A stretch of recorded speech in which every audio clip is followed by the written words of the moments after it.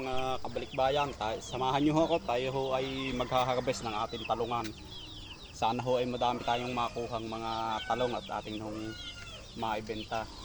Madami-dami na rin ho tayong napapakinabang dyan na ipanggulay ho natin, na iulam natin, at yung iba ho na nakakapagbenta na rin ho tayo kahit pa paano. Halika, samahan nyo ako. Yan, dami hong bunga.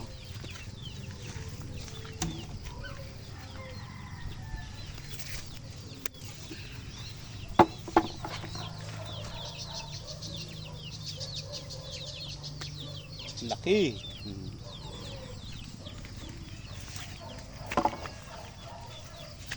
Wow, haba. May nagtatagong isa, maliit pa. Action.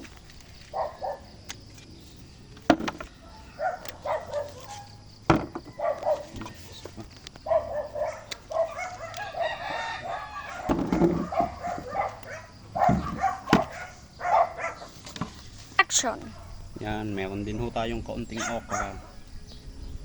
Okay, magugulang na. Ilang puno naman ho ito, hindi natin ho ito, yung okra ho, hindi natin ibinebenta dahil kaunti lang.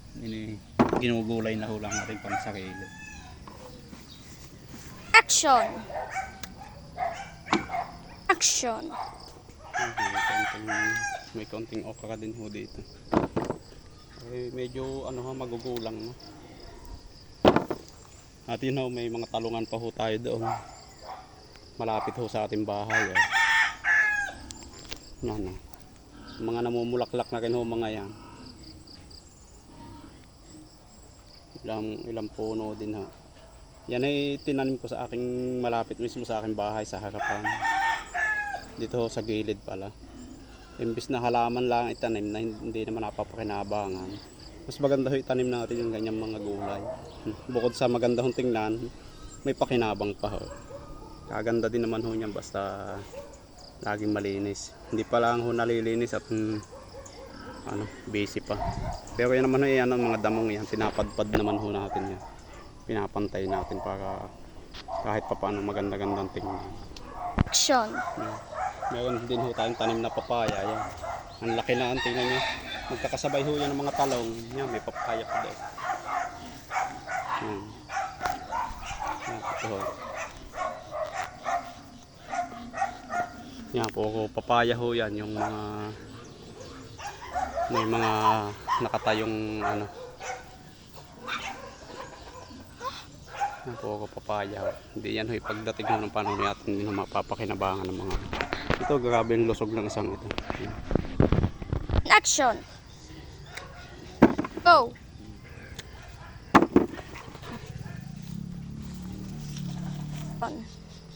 Ito, kalit-liit pa ng puno. May bunga na. Action. Action.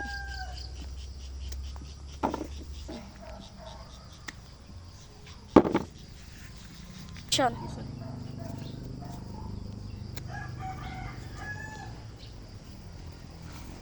Pinatay mo na. Action.